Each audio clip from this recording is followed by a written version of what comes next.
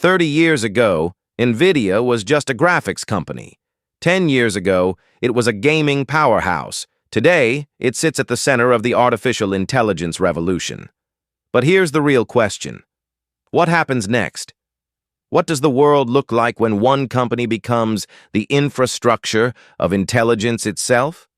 This is the story of Nvidia, the past, the boom, and what comes next. Let's rewind to 1992. The world at that time looked different. Your phone wasn't smart, your PC wasn't fast, your internet was basically a glorified fax machine. And computer graphics? Imagine a triangle, rotating, slowly. That was considered impressive. Hollywood-level visuals on a home computer? People would have laughed hard. This was a time when even major chip companies thought 3D graphics were a niche, too expensive, too slow, too complicated, and absolutely not a mass market. In short, the world did not need a GPU, or so everyone thought. But three men, Jensen Huang, Chris Malachowski, and Curtis Priem, saw something no one else saw. One day, computers will need to visualize the world, and CPUs won't be enough. This idea wasn't visionary. It was borderline insane. Remember, there was no GPU market, no gaming industry big enough, no AI industry. The military and universities were the only ones touching real-time 3D rendering. So why create a company whose entire purpose was to build powerful graphics processors? Because these founders weren't building for 1992. They were building for 2022, 2032, and beyond. Why GPUs made no sense in the 90s. To appreciate the brilliance of Nvidia's birth, you must understand the world they walked into. CPUs dominated everything. Intel was the untouchable giant. Software wasn't ready for real-time graphics. DirectX didn't exist yet. OpenGL was basically rocket scientist territory. And 3D gaming? Let's just say it looked like plastic triangles bouncing on checkerboard floors. Even worse, early 3D cards were expensive and required huge R&D budgets. So when Nvidia appeared, most experts said, there is no future here. But that's the thing about visionaries. They don't need a future to exist. They create it. And the man who led that charge was Jensen Huang, the relentless rebel. If Nvidia were a movie, Jensen would be the main character, the dramatic, intense, leather jacket-wearing hero. He immigrated to the US as a child, worked as a dishwasher in Denny's, studied engineering obsessively, and developed a reputation for two things: brutal work ethic, memory like a computer. Former colleagues said Jensen could remember chip designs like other people remember birthdays. Actually, he remembered chip designs better. There's a famous internal joke. Jensen only has one outfit because he doesn't have time to think about clothes. His closet? Leather jackets, like all of them. This man was built for war, not comfort. Curtis Priem, the quiet architect. If Jensen was the fire, Priem was the blueprint. He was a brilliant, introverted engineer who understood graphics hardware at a level that bordered on artistic obsession. He wasn't loud, he wasn't flashy, but give him a whiteboard, and suddenly the room became a classroom where he explained the future of parallel computing before the world even had a name for it. If Nvidia were a rock band, Priem was the guitarist whose riffs made the band legendary, even if the audience didn't always know his name, Chris Malachowski. The realist Malachowski brought something the other two didn't: practical sanity. He understood markets, product cycles, and how to get something built without running out of money. If Jensen was the dreamer and Priem was the engineer monk, Malachowski was the person who said, "Guys, we need to actually ship something." He was the steady hand keeping the ship from flying into the sun. Why this trio worked. Most startups die because all founders are too similar. But Nvidia's founders were a perfect triangle. Vision, Jensen; architecture, Priem; execution, Malachowski. This combination gave them a superpower. They could dream big, design bigger, and survive long enough to make it real. There's a quote from an early employee: "We weren't building a graphics card. We were building a new kind of computer." And the world had no idea.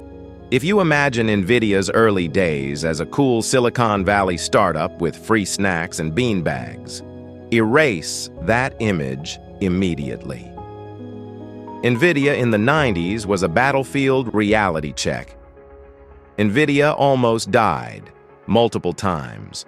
The company's survival rate was so low that investors jokingly called it Silicon Valley's most persistent dead man walking. The problems were insane. Zero market demand, zero standards for 3D graphics. Giants like Intel, ATI, Matrox, and 3DFX. No proven business model, limited funding. A race against physics itself. Jensen once said, "We were always one bad quarter away from dying." But internally, employees said, "No, we were one bad day away." The engineering grind was brutal. Employees slept under desks. People ate dinner at the office. Nights were normal working hours.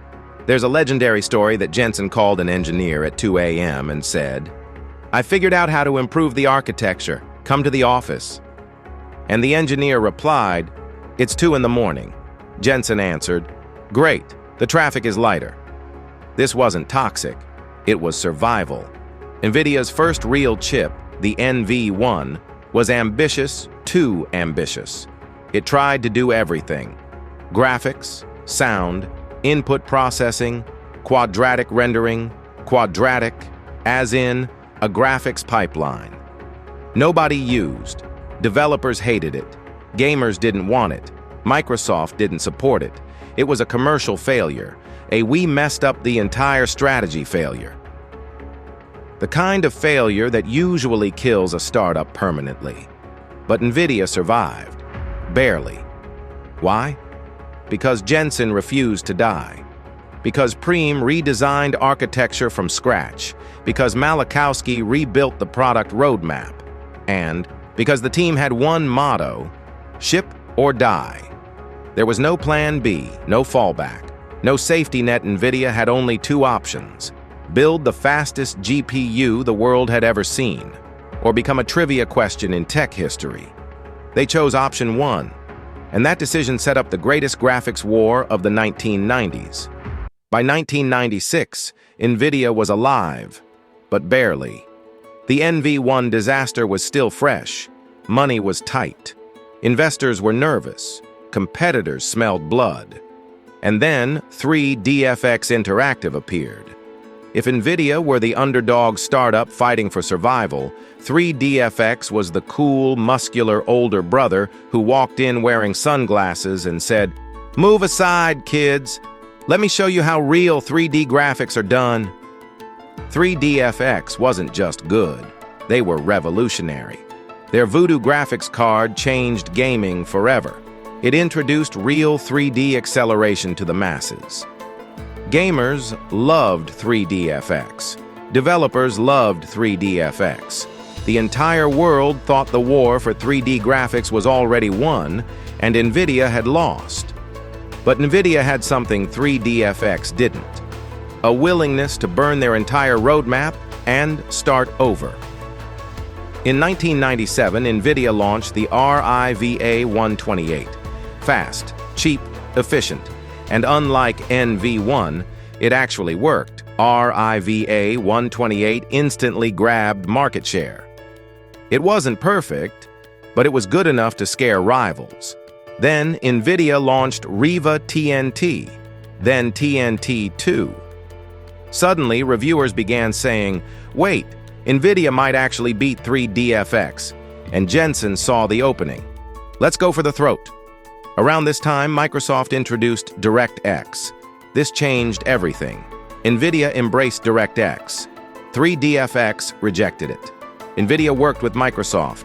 3DFX fought them. Nvidia optimized for future APIs. 3DFX stuck to their old proprietary tech. It was a fatal mistake. The beginning of the end, 3DFX began making blunders, buying their own board manufacturer, burning cash, delaying products, arguing with developers, missing deadlines, losing OEM deals.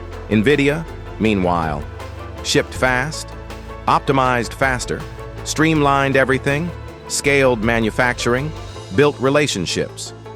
By 1999, the GPU war was reaching the final battle, and Nvidia was about to launch the nuclear weapon that would rewrite history. 1999 year, a legendary year. The year the term GPU was born, Nvidia introduced the GeForce 256, calling it the world's first GPU. Marketing hype? Nope. It was true. GeForce wasn't just a graphics processor, it was a programmable parallel computing machine. The industry thought, why do you need programmability? Just draw triangles faster. But Nvidia knew better. They saw the bigger game. The real innovation GeForce introduced: hardware transform and lighting, massive parallel architecture, programmable pipelines, new levels of realism. Games suddenly looked cinematic. The difference was insane. GeForce crushed everything else on the market, and it crushed 3DFX.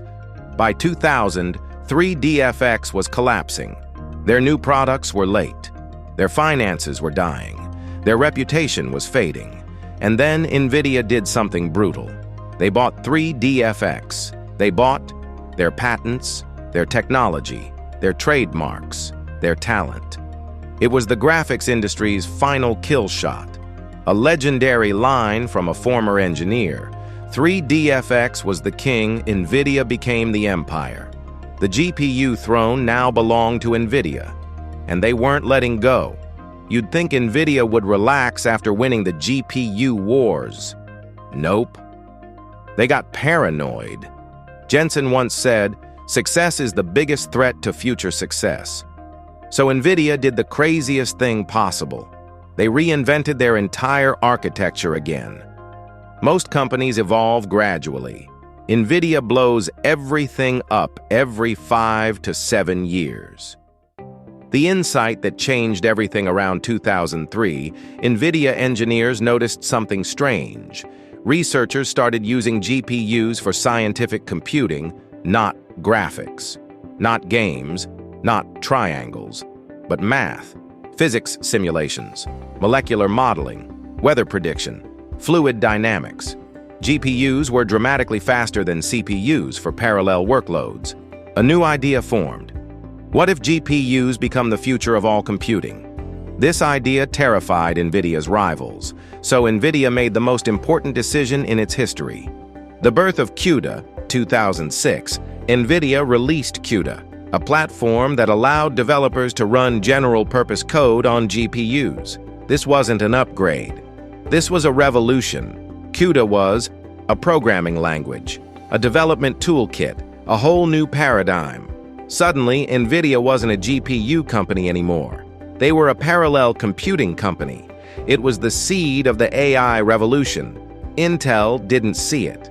Intel believed CPUs would rule forever. Nvidia believed parallel computing would rule forever. Guess who was right? Every great company faces a crisis. For Nvidia, it came around 2007 to 2008. The mobile CPU explosion. Apple introduced the iPhone mobile GPUs, and CPUs were exploding. ARM architectures were getting stronger. Everyone declared, "The future is mobile. GPUs are dead." Intel started mocking Nvidia. Analysts said Nvidia would fade. Even Steve Jobs once told Jensen, "I don't need your chips." Nvidia was getting cornered. Nvidia launched the Fermi architecture. It was ambitious. It was powerful. It was too hot. Literally, cards overheated.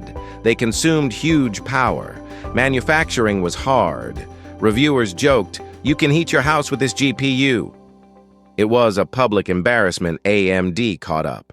Intel kept mocking. For a moment, Nvidia was vulnerable again. But something was happening behind the scenes. After Fermi, Nvidia regrouped, rebuilt, rethought everything, and then launched Kepler, then Maxwell, then Pascal, one of the most beloved GPU generations ever. Each generation doubled performance, reduced power, improved efficiency, dominated benchmarks. Nvidia didn't just win the gaming market, they became the religion of PC gamers. Gamers worshiped the green logo, reviewers praised them, enthusiasts lined up for launch day. Nvidia became the Apple of PC gaming. But while gamers were cheering, Nvidia was secretly working on something far more important. Early 2010s. AI researchers started noticing something strange. Their models ran 100 times faster on Nvidia GPUs. Why? Because of CUDA. Because of parallel computing. Because Nvidia had spent a decade preparing for this moment. Companies like Google, Facebook, Baidu, Microsoft started buying GPU clusters Nvidia created. CUDNN, GPU Accelerated Deep Learning Libraries, HPC, High-Performance Computing Systems. And suddenly, Nvidia became the backbone of AI research, but the world didn't notice. Not yet. Until December 2015. OpenAI is founded. 2017, Transformers are invented. 2020, GPT-3 goes public. People begin asking, how is this possible? How does ChatGPT even run? The answer, Nvidia GPUs, specifically Volta, Turing, Ampere. The AI boom was accelerating, fast, and Nvidia was the only supplier powerful enough to train these massive models. Suddenly, startups bought GPU clusters. Cloud providers expanded GPU data centers. AI labs fought oversupply. Nvidia became the oil company of the AI era. Gaming? Small business. Data centers? Massive business. By 2022, gaming revenue was shrinking. Data center revenue was exploding. AI demand was going crazy. GPU clusters became the new supercomputers. Nvidia's data center division grew so fast, it broke financial models. They launched A100, H100, DGX SuperPods, NVLink, InfiniBand acquisitions. Nvidia was no longer a hardware vendor. They were an AI infrastructure monopoly. The AI explosion, 2023 to 2025. OpenAI launched ChatGPT. The world changed overnight. Companies rushed to build LLMs, AI assistants, recommendation models, autonomous systems. Every one of them needed Nvidia GPUs. Demand became so ridiculous that GPUs became like black market luxury goods. Nvidia's revenue skyrocketed. $60 billion, $90 billion, $100 billion plus, then passed $130 billion. Then Nvidia hit $1 trillion market cap, then $2 trillion, then $3 trillion, then $4 trillion, then $5 trillion. The first company in history. This was not growth. This was economic detonation. Competition awakens. AMD, Intel, Cerebras, 2024 to 2026. As Nvidia rose, competitors panicked. AMD launched MI300X, powerful, but too late, still fighting for scraps. Intel tried everything. ARC GPUs, Gaudi accelerators, One API initiatives, still behind. Cerebras built giant wafer-scale chips, impressive tech, tiny market, TPU threat. Google's TPUs were strong but not open. None could match. CUDA ecosystem, developer tools, market adoption, training stack maturity. Nvidia's moat wasn't hardware. It was software. Nvidia launched H100, H200, B100, Blackwell, Rubin architecture, each generation, doubled performance, reduced training time, increased efficiency, broadened dominance. GPU clusters became AI factories, intelligence engines, global compute utilities. The age of compute as currency arrived. Nvidia invested up to $100 billion in partnerships with OpenAI. Together, they built massive supercomputers, training clusters, new architectures. It was a symbiotic relationship. OpenAI pushes AI forward. Nvidia sells the shovels in the gold rush. By the mid-2020s, something unusual happened. A company known for gaming graphics suddenly found itself at the center of global diplomacy. Not because of politics or ideology, but because it manufactured the world's most valuable resource: compute. You could almost feel a quiet tension building across continents. Presidents, ministers, and CEOs began speaking publicly about semiconductors with the same seriousness they once used for oil. It wasn't dramatic, it was what bestes das. It was calm, even polite. But beneath the surface, it was unmistakably a competition for power. And Nvidia? It was sitting right at the fault line. The US wanted to restrict advanced chips from reaching China. China wanted to build its own supply chain. Europe tried to invent strategies to catch up. Meanwhile, Taiwan, home to TSMC, found itself becoming the most important island in the world. Suddenly, Nvidia's products weren't just processors, they were bargaining chips, leverage, strategic assets. You could say the world entered a new era, the Silicon War. This wasn't a war of weapons, but of wafers, a war where influence wasn't measured in tanks, but in teraflops. A world where the country with the most compute didn't just win economically, it shaped the future itself, and Nvidia, whether it wanted to or not, became the silent giant everyone depended on. On the outside, Nvidia looked unstoppable, a company rising faster than any in history. But inside, the story was more complicated. Hypergrowth is exciting in theory, terrifying in reality. When orders doubled, tripled, then doubled again, the pressure didn't rise linearly, it rose exponentially. Engineers suddenly lived in a world where next quarter felt like tomorrow morning. Data center customers demanded more GPUs than factories could physically produce. Research labs begged for access. Cloud companies tried to outbid each other. Startups waited months, sometimes longer, for hardware. It wasn't greed, it wasn't incompetence, it was simple physics. There weren't enough chips, factories, or hours in the day. Inside Nvidia, even the most talented teams were stretched thin. Supply chain managers juggled impossible schedules.